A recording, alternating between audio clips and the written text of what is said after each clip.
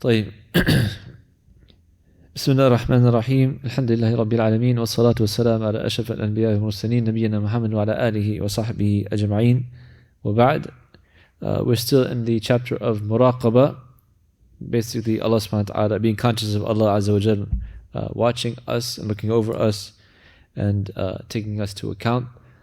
And we've reached hadith number 63 in some narrations. عن أنس بن مالك رضي الله عنه قال إنكم لتعلمون أعمالا هي أدق في أعينكم من الشعر كنا نعدها على عهد رسول الله صلى الله عليه وسلم من الموبقات رواه البخاري. That the Prophet ﷺ, or actually on Anas radiallahu anhu, he was narrating, and there's another narration by Abdullah ibn Mas'ud radiallahu anhu, almost the same type of narration, saying that you, talking to some of the newer Muslims, thinking about it, this is the time of the Sahaba radiallahu anhum. He's saying you all are doing actions that in your eyes they're smaller than like a hair, like something really tiny, insignificant. And we, during the time of the Prophet ﷺ, used to count them as the mobiqat. The mobiqat is like the kaba'ir, they made huge sins, right? And then another narration by Abdullah ibn Mas'ud, he used to say that you, talking to the generation that he is with, you see like these huge sins as like a fly coming around you and you're just trying to swat the fly away. And we used to see it at the time of the Prophet ﷺ as like a mountain above our heads about to crush us, right?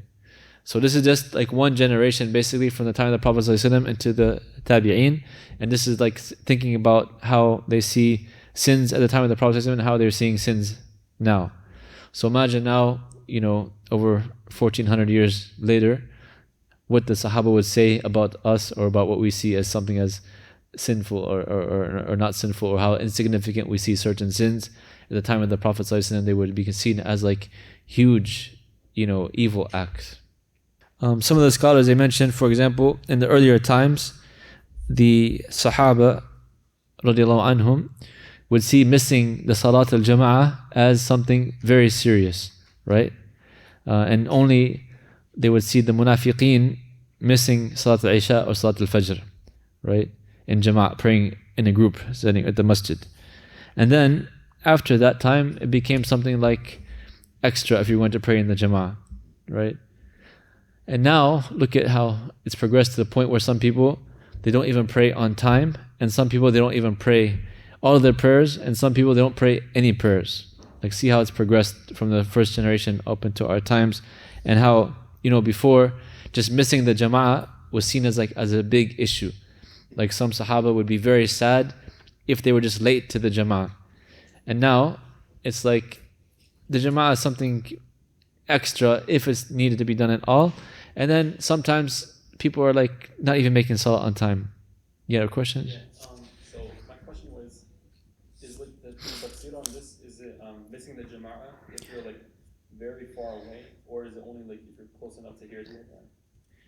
It's mostly if you're close enough to hear the adhan, or driving distance, which would be like nowadays modern times, especially if you have a car, right? And you're like within driving distance, inshallah. If you're living like hours away or long distance away, then that's something that's different. Even in the time of the Sahaba, of course, they were exempt if they live very far away.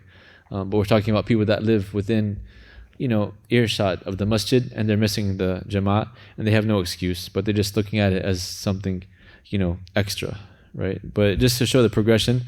Also in modern times, cheating, for example, getting over on people, taking advantage of people has become something popular, in business. Like if you're able to get over on someone, you're considered, oh, he's a crafty business person or he's very smart. Whereas at the time of the Sahaba, it would be seen as a form of ghish, of cheating, right? Even so much so that some of the tabi'een or the companions who used to do business with the scents, like the oud and the misk and stuff like that, the best maybe in the world. But when people would ask them, how is your product or whatever, they would say, Allahu a'lam, like it's okay if you like it, alhamdulillah, if you don't like it. They would never try to praise their product. Now, a person would have like some of the worst product, and they would be praising it like it's the best thing in the world, right? Advertising and showing all this good stuff about it, and it's a piece of junk, or it's nothing, not worth anything, right? So at the time, the Sahaba would see that as a form of amana, and trust, doing business and being honest in business. And nowadays it's seen as like, you don't have to be that honest as long as you make money. Khalas, it doesn't matter what means you need to get to that, taking that goal. Also, scholars, they mentioned that, lying, telling the truth, that at the time of the Sahaba, it was a really big thing, even to the point that if they were asked to take an oath over something, sometimes they would refrain from it just to be on the safe side and not to take Allah subhanahu wa ta'ala as something like in vain, basically, right? It's narrated, I think, about Uthman radiallahu anhu. He had somebody falsely take some land from him, and he was brought, for the judge to claim his land. And the one who was like the burden of proof, basically, the person couldn't provide the burden of proof that it's his land. So all Uthman had to do was take an oath by Allah that it's his. And Uthman, radiallahu anhu, he refused, because he said, like, I'm not going to invoke Allah's name and to swear about something so insignificant for this dunyawi thing. And he walked away. And that man, he felt some shame and, kind of like regret in front of Allah subhanahu wa ta'ala. So he came to the judge and told him, no, it's Uthman's land. I was trying to like taking advantage of him, and he gave him back the land. But this shows how, keen they were on telling the truth and not swearing improperly. And nowadays, look at like when people, especially amongst the Arab and stuff like that, when they're trying to sell something, they're swearing by Allah left and right about their product, about doing this, about doing that, and they're lying through their teeth, right? Or they're at the very least exaggerating too much. So this also, with the passing of time, people have become, less and less cautious or careful about these things. So these are some examples. Basically, it's showing that, as time progresses, people become less sensitive to the religious edicts, right? And how when they're in the early generations with the Prophet ﷺ, they're more keen to follow the deen, and they're more keen to observe the halal and the haram, and they're more keen to stay away from the shubuhat. And if we want to be like them and follow their ways, then we should follow this methodology as well, right? To be amongst the righteous, inshallah, to be those who are close to the Prophet ﷺ. We don't want to follow into the ways that people that start taking for granted their deen.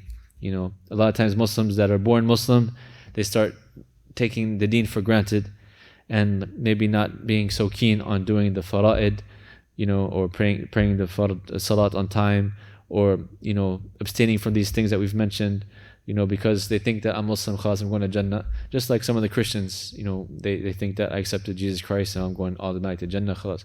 We don't want to be like that. We want to be very keen on protecting our deen and observing the way the Prophet ﷺ taught us and the way that the companions radiallahu anhum implemented it. Like,